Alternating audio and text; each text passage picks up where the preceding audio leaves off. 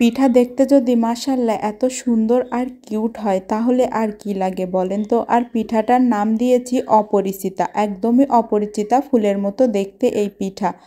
মাশাআল্লাহ।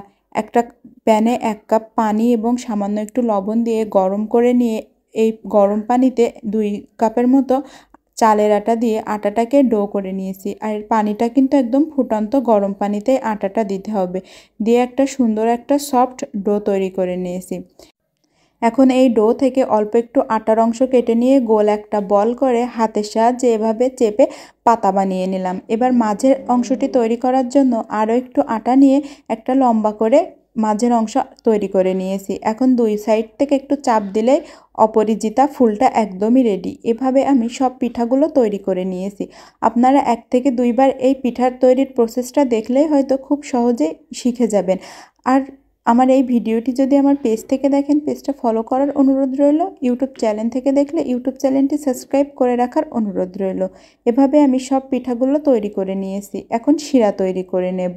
একটা প্যানে দিয়ে দিলাম 1 কাপ গুড়। এখন গুড়টাকে 4-5 মিনিট জ্বালিয়ে নিলে শিরাটা একদমই রেডি হয়ে যাবে। আমার শিরাটা প্রায় হয়ে গিয়েছে। এখন এটাকে নামিয়ে রাখবো। তারপরে পিঠাগুলোকে ভেজে নেব।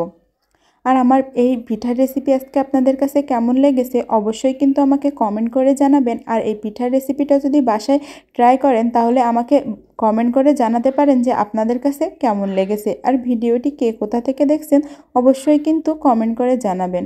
আর এ সময় বিয়ের সিজনে কিন্তু বিয়ের ডালা সাজাতে এই অপরাজিতা ফুলের পিঠাটা বাসায় ট্রাই করে দেখতে পারেন। মাশাআল্লাহ, তৈরি করা যতটা সহজ দেখতেও ততটাই সুন্দর হয়। খুবই সহজে তৈরি করা যায়।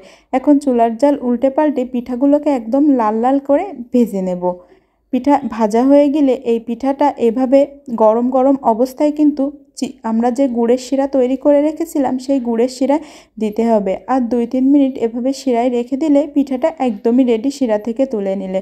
এটা এতটা বেশি ক্রিস্পি আর খেতে মজাদার হয় যে আপনি একবার তৈরি করে খেলে বুঝতে পারবেন। মাশাআল্লাহ, আমার পিঠাগুলো অনেক বেশি সুন্দর হয়েছিল। আর এভাবে পিঠা তৈরি করলে কেউ বুঝতেও পারবে না যে আপনি ফুল সাজিয়ে রেখেছেন না পিঠা তৈরি করে রেখেছেন। মাশাআল্লাহ, পিঠাগুলো এতটাই বেশি সুন্দর হয়েছিল। রেসিপি ভালো লাগলে বাসায় একবার ট্রাই করার অনুরোধ রইল। আর এত বেশি ক্রিস্পি হয় পিঠা, যারা ক্রিস্পি কিছু পিঠা পছন্দ করেন তারা তো বাসায় অবশ্যই এই পিঠাটা ট্রাই করবেনই করবেন। এটা এতই বেশি ক্রিস্পি, এভাবে কিন্তু অনেক দিন পর্যন্ত এই পিঠাটা ক্রিস্পি থাকে।